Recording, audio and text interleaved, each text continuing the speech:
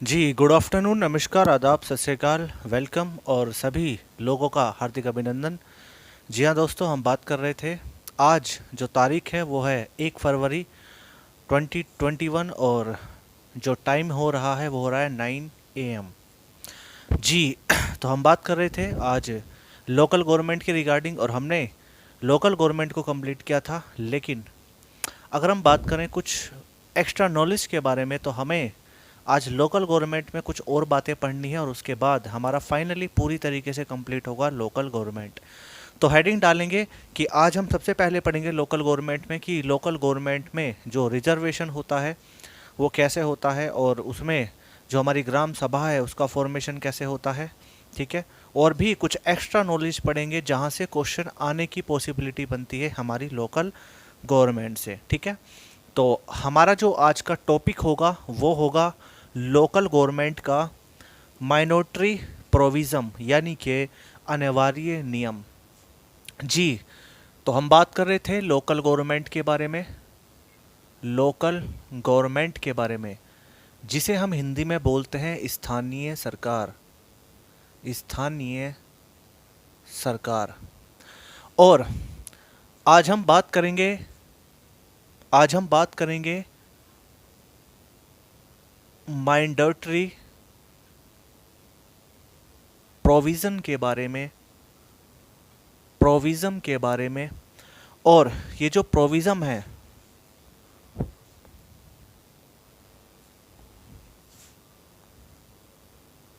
प्रोविज़म है, इसको हिंदी में बोलते हैं अनिवार्य नियम, अनिवार्य नियम। अब अनिवार्य नियम में यानी कि मैंडेटरी प्रोविज़न में क्या क्या चीज़ें आती है सबसे पहले वो जानते हैं। अगर हम बात करें फॉर्मेशन ऑफ ग्राम सभा तो सबसे पहले इसमें क्या होगा, सबसे पहले हम बात करते हैं फॉर्मेशन ऑफ ग्राम सभा के बारे में यानी कि ग्राम सभा का गठन या ग्राम सभा का सृजन यानी कि फॉर्मेशन ऑफ ग्राम सभा। और अगर हम वही बात करें वुमेन के रिजर्वेशन के बारे में तो इसमें जो वुमेन का रिजर्वेशन होगा वो होगा 33% यानी कि 33% सीटें जो आरक्षित होगी वो वुमेन के लिए होंगी यानी कि यहाँ पे हम लिखेंगे रिजर्वेशन यानी कि आरक्षण, हिंदी में इसको बोलते हैं आरक्षण। और वही बात करें एससी और एसटी के बारे में, एससी और एसटी के बारे में तो वहाँ पे जो रिजर्वेशन होगा वो पॉपुलेशन के आधार पर होगा, पॉपुलेशन के आधार पर क्या होगा, रिजर्वेशन होगा। ठीक है, किसमें, ग्राम सभा में। और इसका जो टेन्योर होगा, जो इसका टेन्योर होगा वो होगा 5 साल यानी कि जो इसका कार्यकाल होगा वो 5 साल होगा। और यदि 5 साल से पहले सीटें खाली हो जाती है तो then new member works only 6 month यानी कि कहने का मतलब ये है कि अगर कोई भी सीटें खाली होती हैं तो हमें 6 महीने के भीतर भीतर इस ग्राम सभा के सदस्यों के चुनाव कराने होंगे। ठीक है, इस बात को मैं फिर अगेन रिपीट कर रहा हूँ, इंग्लिश में बोल देता हूँ पहले कि if 5 years before seats vacant तो then new member works only 6 month यानी कि अगर जो सीटें खाली होती हैं तो जो नए चुनाव होंगे वो 6 महीने के भीतर भीतर आपको कराने होंगे। ठीक है, तो ये प्रोविज़न है पूरा का पूरा हमारी ग्राम सभा का, पूरी की पूरी ग्राम सभा का। ठीक है, और अगर हम बात करें और डिटेलिंग के बारे में तो यहाँ पे मेंबर ऑफ लोकल गवर्नमेंट, अगर हम बात करें मेंबर ऑफ लोकल गवर्नमेंट के बारे में ये चीज़ें अनिवार्य हैं। ठीक है, अनिवार्य का मतलब ये होगा जैसे कि फॉर्मेशन ऑफ ग्राम सभा, ग्राम सभा का जो गठन है, जो सृजन है वो अनिवार्य है। उसके बाद यहाँ पे वुमेन को आरक्षण मिलेगा, 33% रिजर्वेशन मिलेगा, आरक्षण मिलेगा, ये भी अनिवार्य है। और यहाँ पे जो एससी और एसटी को रिजर्वेशन मिलेगा वो पॉपुलेशन के आधार पर मिलेगा, जनसंख्या के आधार पर मिलेगा। और यहाँ पे जो टेन्योर होगा वो 5 साल होगा। ये कंपलसरी डिटेलिंग है जो आप इसमें कोई परिवर्तन नहीं कर सकते। ठीक है, वहीं हम बात करें कुछ और डिटेलिंग के बारे में, तो यहाँ पे हम बात करें मेंबर ऑफ लोकल गवर्नमेंट के बारे में, मेंबर ऑफ लोकल गवर्नमेंट के बारे में। ठीक है, तो इनके जो चुनाव होंगे, जो इनके इलेक्शन होंगे, वो कैसे होंगे? वो होंगे डायरेक्ट। कैसे होंगे? इलेक्शन जो होंगे डायरेक्ट होंगे, डायरेक्ट जनता के द्वारा होंगे। ठीक है, ये भी अनिवार्य है। ठीक है, लेकिन अगर हम बात करें जिला प्रमुख और ब्लॉक प्रमुख के बारे में, अगर हम बात करें जिला प्रमुख, अगर हम बात करें जिला प्रमुख, जिला प्रमुख और ब्लॉक प्रमुख के बारे में, ब्लॉक प्रमुख के बारे में, तो इनका जो चुनाव होगा, इनका जो इलेक्शन होगा, वो कैसा होगा? वो इनडायरेक्ट होगा, वो इनडायरेक्ट होगा, उसमें जनता की भागीदारी नहीं होती है।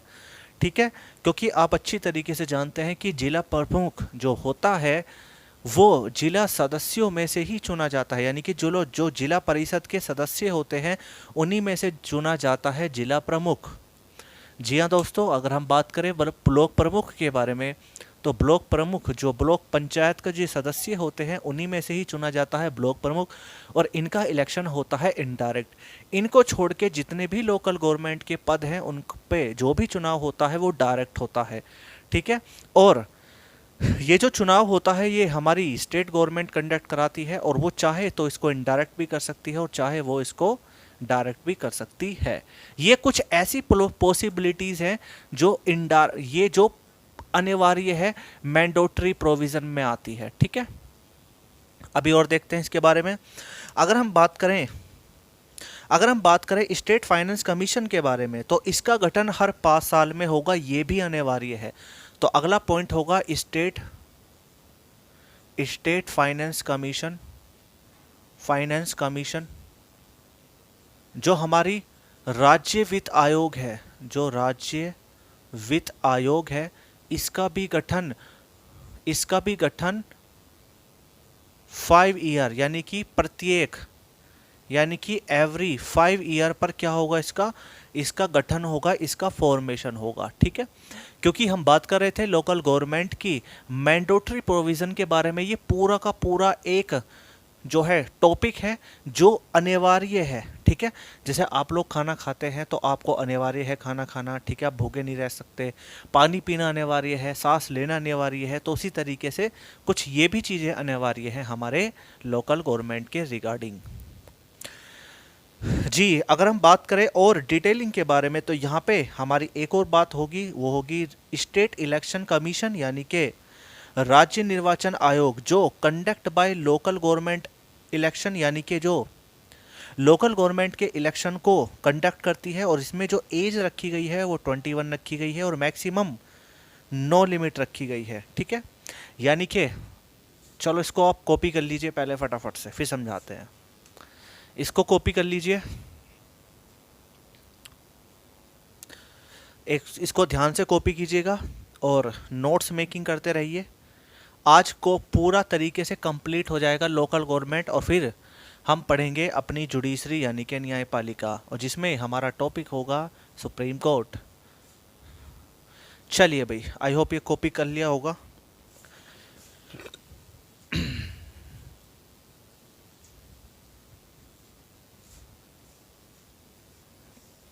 और क्या क्या बातें अनिवार्य हैं, ठीक है, इस प्रोविज़न में क्या क्या चीज़ें आती हैं, अब वो देखते हैं। ये जितनी भी बातें मैंने लिखी है ये सब अनिवार्य हैं, यानी कि मैंडेटरी प्रोविज़न में ये सब फिक्स होते हैं, इनमें कोई बदलाव नहीं होगा। और यदि बदलाव करना चाहते हैं, अगर बाय द वे इनमें बदलाव करना चाहते हैं, इसमें कुछ हेर फेर करना चाहते हैं, तो इसके लिए आप अच्छी तरीके से जानते हैं कि हमें करना होगा संविधान संशोधन, यानी कि कॉन्स्टिट्यूशन अमेंडमेंट। और आप अच्छी तरीके से जानते हैं कि अमेंडमेंट कैसे किया जाता है, ये भी मैंने आपको बताया है कि कहाँ पे बिल रखेंगे। ठीक है, और कैसे कैसे क्या होगा वो आपको सबको पता ही है। ठीक है ना, चलिए जी, अब हम बात करते हैं स्टेट इलेक्शन कमीशन के बारे में। जी, सबसे पहले हम अगर देखें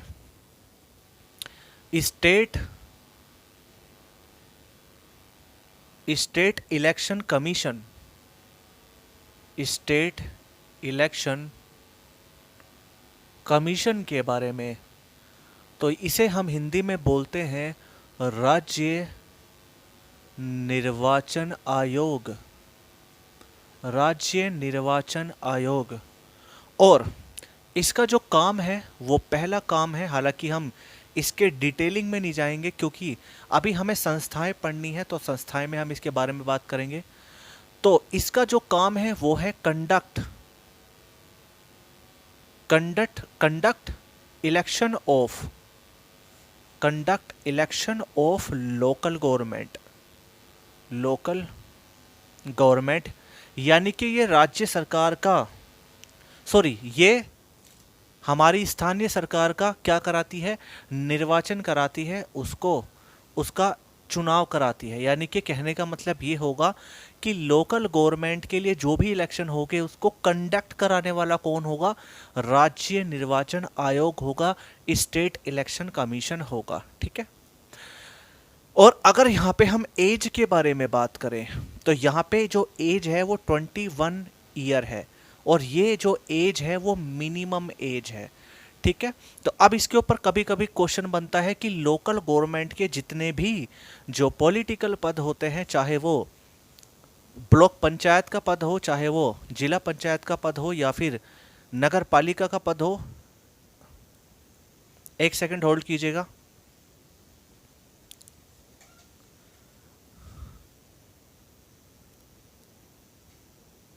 देखना का क्या हो गया इसमें।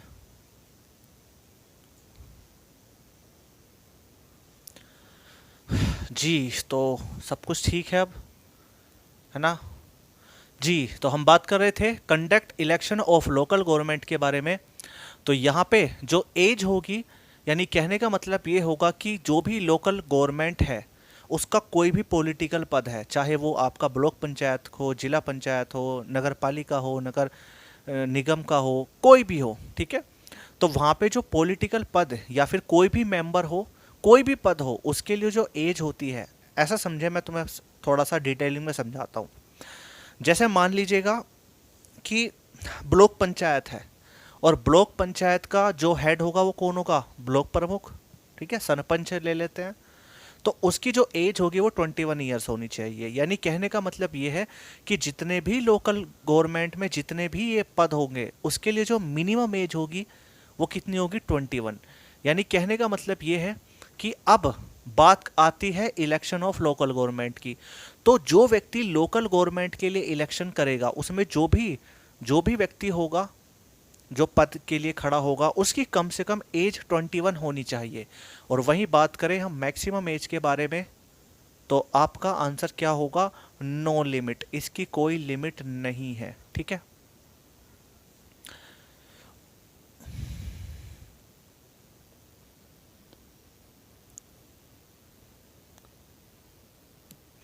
अब हम बात करते हैं कुछ ऐसे प्रोविज़न के बारे में जहाँ पे जो आरक्षण है वो कहीं कहीं बदला हुआ है। जैसे अगर हम बात करें लोकल गवर्नमेंट में, तो महिलाओं का जो लोकल गवर्नमेंट में एक जो सीट रिजर्व है वो है 33%। लेकिन कुछ ऐसी ऐसी चीज़ें भी हैं जिसमें जो डिपेंड करती है स्टेट गवर्नमेंट के ऊपर, और वो इस आरक्षण को चेंज भी कर देती है। तो अब हम टॉपिक पढ़ेंगे इसी से रिगार्डिंग, जिसका नाम है डिस्क्रिशनरी प्रोविजन, यानी कि स्वविवेकी नियम। अभी हमने पढ़ा माइंडेटरी प्रोविजन, यानी कि जो अनिवार्य होते हैं, जो कंपलसरी होते हैं, अभी हमने वो प्रोविजन पढ़े। अब हम पढ़ेंगे डिस्क्रिशनरी प्रोविजन, यानी कि जो स्वयं विवेकी होते हैं। स्वयं विवेक का मतलब होता है जिसको हम बदल सकते हैं, और ये किस पे होगा निर्भर, ये होगा स्टेट गवर्नमेंट पे। ठीक है। यानी हेडिंग डालेंगे आज की, डिस्क्रिशनरी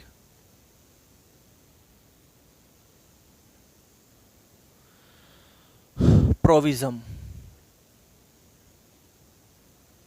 ठीक है। यानी कि स्वयं विवेकी नियम। और ये किस पे डिपेंड करता है, तो ये डिपेंड करता है सबसे पहले स्टेट गवर्नमेंट पे। यानी कि डिपेंड का मतलब होता है निर्भर होना, depend on state government. State government यानी कि राज्य सरकार, क्योंकि आपको अच्छी तरीके से याद होगा कि जो स्टेट गवर्नमेंट है वही कानून बनाती है लोकल गवर्नमेंट के लिए, और वही पॉलिसी बनाती है, वही नीतियों का निर्माण करती है। और अगर हम बात करें स्वयं विवेकी नियम के बारे में, तो विधानमंडल पर निर्भर करता हो, यानी कहने का मतलब ये है कि ये विधानमंडल पे भी निर्भर करता हो। ठीक है, ये विधानमंडल पे भी निर्भर करता है कि कौन से ऐसे प्रोविज़म हैं जिनको हम चेंज कर सकते हैं। जैसे एग्जाम्पल में देखते हैं, सबसे पहले हम बात करते हैं वुमेन रिजर्वेशन के बारे में। वुमेन रिजर्वेशन के बारे में, यानी कि जो स्त्रियों का आरक्षण होता है लोकल गवर्नमेंट में, उसके बारे में। तो आप अच्छी तरीके से देखेंगे, ये होता है 33 से लेकर के कितना 50% तक। यानी कहने का मतलब ये है कि कम से कम कितना रिजर्वेशन होगा 33%, और मैक्सिमम जो होगा वो होगा 50%। अब चूंकि ये कंपलसरी है, कंपलसरी देना है, 33% कंपलसरी है रिजर्वेशन देना लोकल गवर्नमेंट में। लेकिन अगर हम बात करें कुछ स्टेट के बारे में, तो यहाँ पे कुछ एक्सेप्शन आ जाते हैं। जैसे मध्य प्रदेश में आपका है, मध्य प्रदेश, जैसे मध्य प्रदेश लेते हैं, छत्तीसगढ़ ले लेते हैं, छत्तीसगढ़ मैंने ऐसे लिख दिया, आंध्र प्रदेश हुआ, राजस्थान हुआ, ठीक है, और महाराष्ट्र हुआ, केरल हुआ। इनमें जो आरक्षण है वुमेन का, जो आरक्षण है वुमेन का लोकल गवर्नमेंट में, वो 33% से क्या है, ज़्यादा है। यानी कि more than 33% of reservation of women. ठीक है, क्लियर है बात। और उसके बाद अगर हम बात करें ओबीसी के सीट के बारे में, ओबीसी सीट्स के बारे में, यानी कि जो जो अन्य पिछड़ा वर्ग होता है, ठीक है, अदर बैकवर्ड क्लास होती है, अगर हम उसके बारे में बात करें, तो यहां पे जो रिजर्वेशन होगा वो डिपेंड किस पे करता है, depend on state government. State government वो राज्य सरकार पर क्या करता है, डिपेंड करता है। ठीक है, और अगर हम बात करें एमपी ऑफ लोकसभा, ठीक है, और एमपी ऑफ राज्यसभा, ठीक है, और बात करें एमएलए और एमएलसी के बारे में, ठीक है, तो स्थानीय सरकार में मीटिंग में ये भाग लेंगे या नहीं लेंगे, ये भी किस पे डिपेंड करता है, यानी कि ये मीटिंग में हिस्सा लेंगे या नहीं लेंगे, ये भी डिपेंड किस पे करता है, स्टेट गवर्नमेंट पे डिपेंड करता है। उनकी मर्जी के बिना लोकल गवर्नमेंट की मीटिंग में कोई भी एमपी, चाहे वो लोकसभा का हो चाहे राज्यसभा का हो, पेश नहीं हो सकता। ठीक है, अगर अगर सरकार की सहमति है तो ही ये अटेंड कर सकते हैं। ठीक है, और अगर हम बात करें 11th और 12th शेड्यूल के बारे में, तो आप अच्छी तरीके से जानते हैं कि 11th शेड्यूल में हमारे 29 सब्जेक्ट हैं, ठीक है, और 12th शेड्यूल में है हमारे 18 सब्जेक्ट। यानी कि अगर हम बात करें शेड्यूल्स के बारे में, अनुसूची के बारे में, तो हमारी दो अनुसूची आती हैं, जिसमें पहली है 11वीं और दूसरी है 12वीं। तो 11वीं अनुसूची में कितने सब्जेक्ट हैं हमारे लोकल गवर्नमेंट से संबंधित 29 सब्जेक्ट, और 12वीं में है 18 सब्जेक्ट। ठीक है, और ये भी किस पे डिपेंड करेगा, ये करता है depend on local, sorry, depend on state government. एक बार इसको कॉपी कर लो, मैं इसको पूरा समझाता हूँ डिटेलिंग में। ठीक है, एक बार कॉपी करो उसको ध्यान से।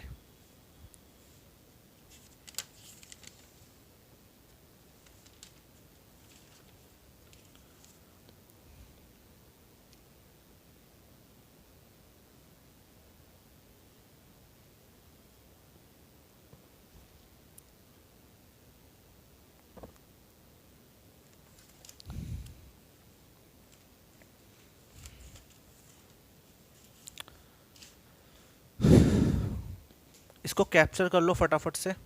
अब देखो, अब इसको समझो, ये क्या मैटर है। देखो देखो अगर हम बात करें लोकल गवर्नमेंट के बारे में, तो आप अच्छी तरीके से जानते हैं कि यहाँ पे कुछ नियम होते हैं जो कि कुछ होते हैं अनिवार्य और कुछ होते हैं जो सरकार पर डिपेंड करते हैं। पहली बात तो ये है, ठीक है।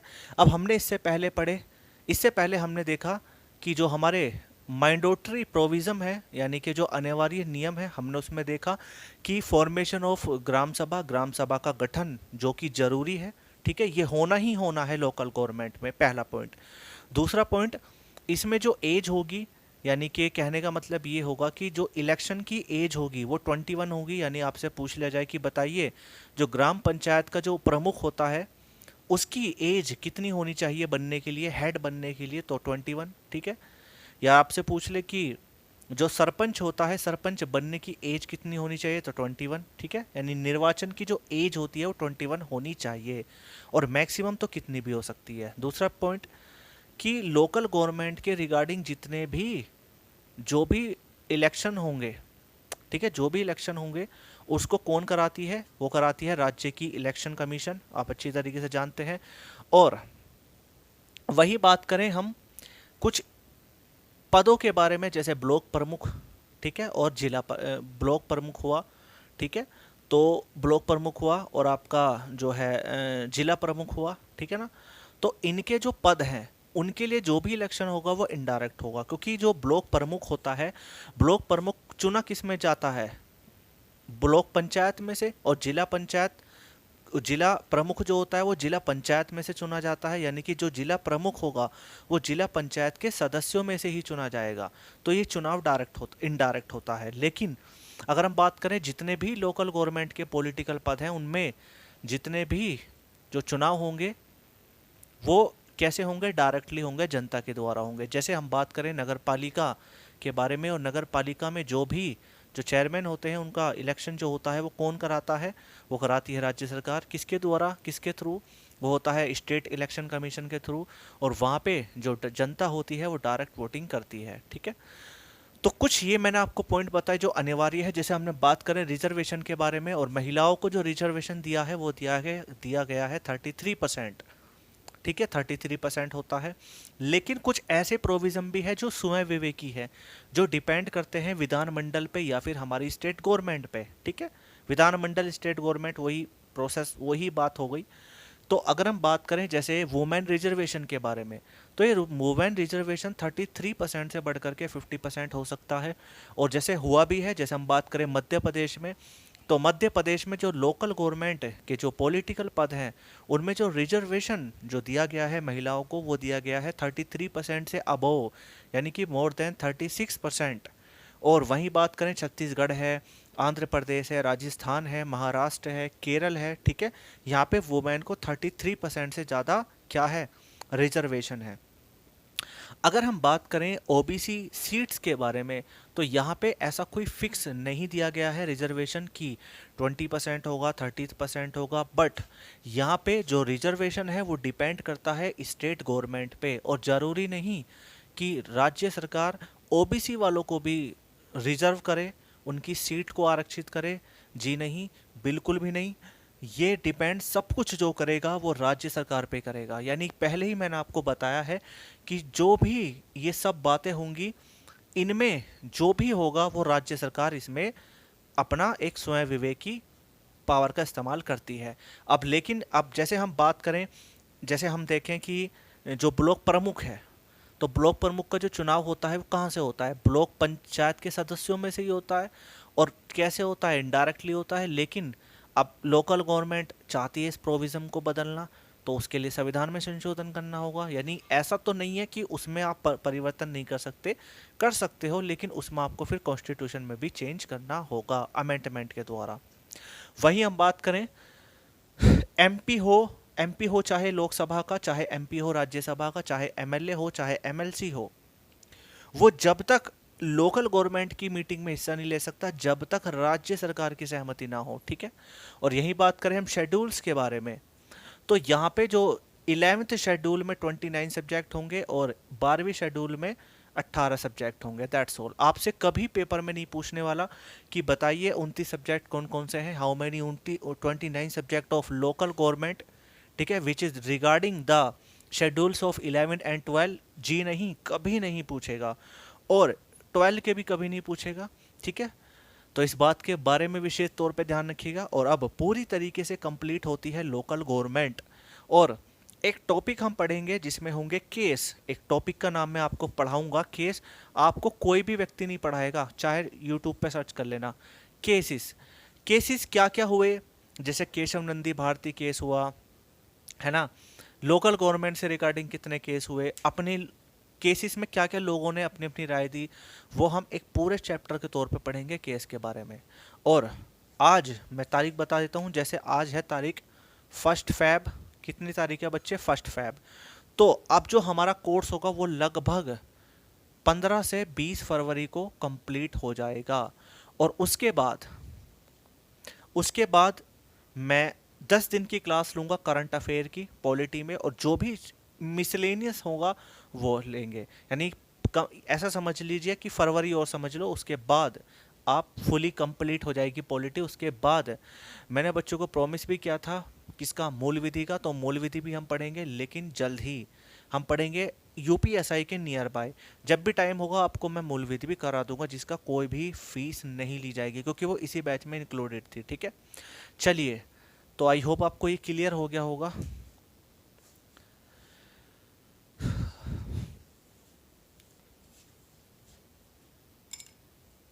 चलिए जी, तो थैंक यू वेरी मच। तो मिलते हैं नेक्स्ट क्लास में, और कल हम बात करेंगे किसके बारे में, कल हम बात करेंगे जुडिशरी के बारे में। अब हमें गिनती के कितने टॉपिक्स पढ़ने हैं वो देख लेते हैं। सबसे पहला हम पढ़ेंगे सुप्रीम कोर्ट, जो कि थोड़ा लंबा चलेगा क्योंकि कोर्ट्स हमें पढ़ने हैं। उसके बाद हम पढ़ेंगे अपनी सारी संस्थाओं के बारे में। उसके बाद हम तीसरा पढ़ेंगे सिटीजनशिप, चौथा fundamental duties, fundamental right, 5 topic ये हुए। उसके बाद हम पढ़ेंगे डीपीएसपी, कितने हुए, 6 टॉपिक हो गए। और उसके बाद हम पढ़ेंगे मिसलेनियस और करंट अफेयर। अब हमें केवल और केवल 7 टॉपिक पढ़ने हैं, और उसके बाद ये सब चीज़ें कंप्लीट हो जाएंगी। और फिर किसी भी एग्ज़ाम में बैठ जाना, अगर ये सब चीज़ें क्लियर हैं, अगर ये सब चीज़ें आपको पता है, तो किसी भी एग्ज़ाम में बैठ जाना, सब चीज़ क्लियर होंगे। ठीक है, चलिए भाई, तो thank you very much. Okay, bye bye, take care, good night, bye.